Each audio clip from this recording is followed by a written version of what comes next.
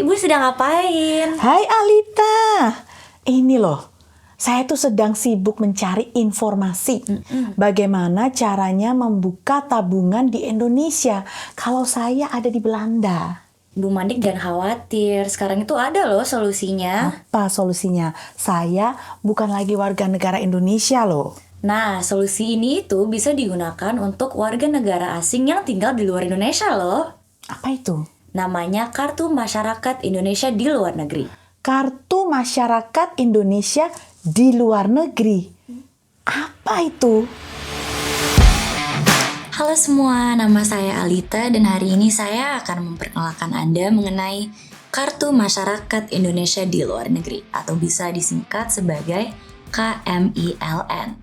Nah, fungsi KMILN ada 3, yaitu sebagai tanda pengenal masyarakat Indonesia di luar negeri, sebagai alat pemetaan masyarakat Indonesia di luar negeri, dan sebagai pengakuan eksistensi masyarakat Indonesia di luar negeri. Jadi KMILN itu bisa disebut sebagai semacam KTP yang dapat digunakan di luar negeri. Nah, para pemegang KMILN diberikan beberapa macam fasilitas atau kemudahan di mana kartu tersebut dapat digunakan untuk membuat rekening di Bank Himbara, saat ini seperti di Bank BNI dan Bank Mandiri, dan juga dipermudahkan untuk pendirian Badan Usaha Indonesia. Terdapat 4 kategori yang dapat mendaftar untuk KMILN, yaitu warga negara Indonesia atau WNI, warga negara asing atau WNA ex WNI, WNA anak dari WNI, dan WNA anak dari ex WNI. Dengan 4 kategori tersebut, tentunya dokumen-dokumen dan persyaratan yang diperlukan juga berbeda. Untuk para WNI dan WNA ex WNI, persyaratan yang wajib adalah kopi dari paspor dan kopi dari visa atau surat izin tinggal. Sedangkan untuk para WNA anak dari WNI dan WNA anak dari ex WNI, persyaratan yang wajib adalah kopi dari paspor, kopi dari visa atau surat izin tinggal, dan akta kelahiran. Selain dari persyaratan yang wajib, ada juga persyaratan tambahan untuk masing-masing kategori. Untuk WNI, syarat tambahannya adalah kartu tanda penduduk setempat dan dokumen sah yang menunjukkan bahwa pemohon berstatus tinggal di negara setempat. Jadi contohnya seperti kontrak kerja atau kontrak tempat tinggal dan sebagainya. Untuk WNA ex WNI, syarat tambahannya ada 4, yaitu surat keputusan Kemenkumham RI mengenai pencabutan status kewarganegaraan Indonesia, dokumen resmi pencabutan kewarganegaraan WNI dari pemerintah setempat, dokumen resmi RI yang menunjukkan bahwa pemohon pernah menjadi WNI, jadi contohnya seperti KTP atau paspor, dan surat afidavit.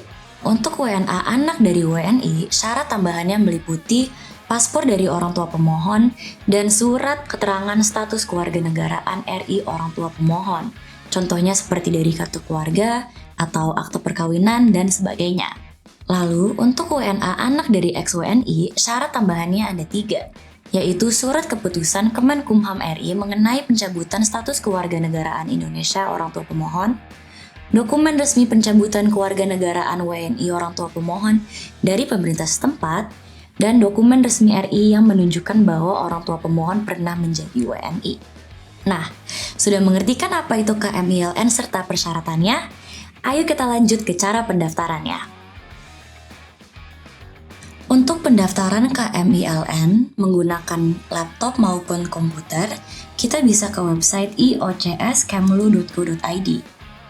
Dan untuk langkah ini, kita dengan gampang hanya masuki data pribadi di halaman registrasi, lalu klik kolom daftar untuk melaksanakan registrasi.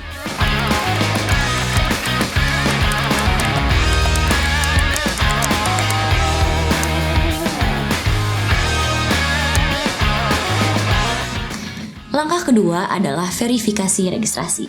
Di langkah ini, kita akan ngecek email kita yang digunakan untuk pendaftaran KMILN. Untuk verifikasi akun, kita hanya tinggal klik aktivasi akun, dan kita akan di-redirect ke website sebelumnya di mana kita harus login ke aplikasi KMILN. Namun sebelumnya, kita harus melakukan verifikasi registrasi dengan kode PIN yang dikirim ke email kita.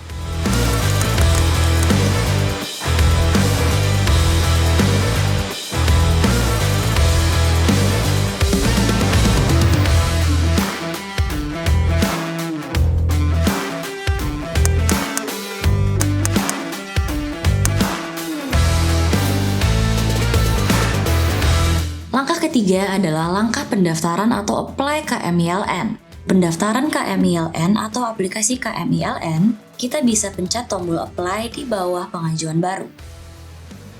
Untuk halaman ini, kita hanya mengisi informasi dan data pribadi yang diperlukan. Dan jika semua data dan semua foto sudah diupload, kita bisa klik tombol lanjutkan.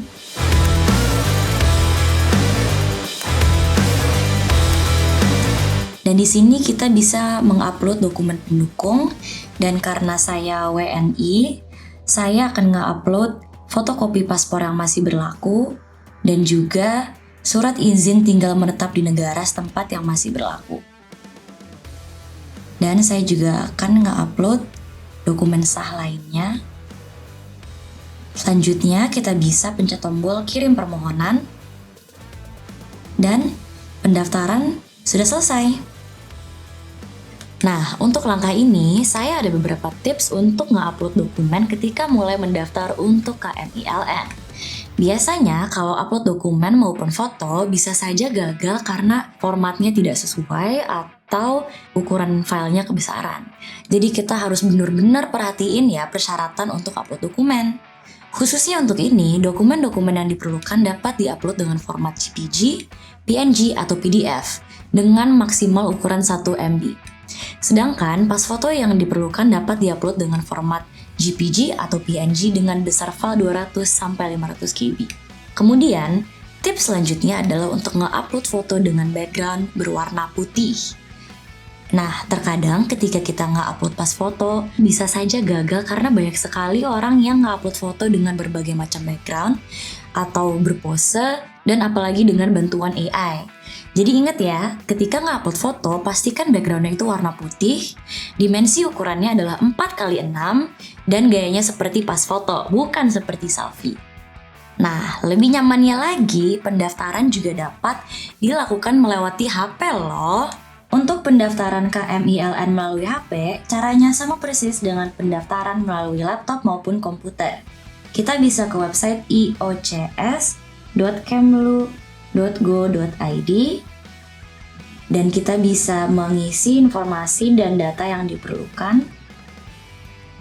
Dan jika semua informasi telah diisi, kita bisa pencet tombol daftar.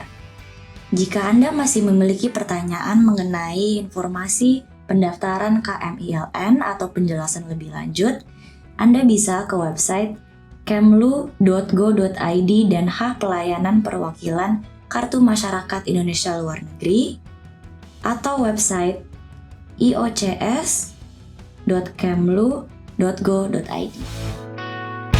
Gampang sekali kan untuk daftar KMILN? Terima kasih dan salam sejahtera semuanya. Dadah!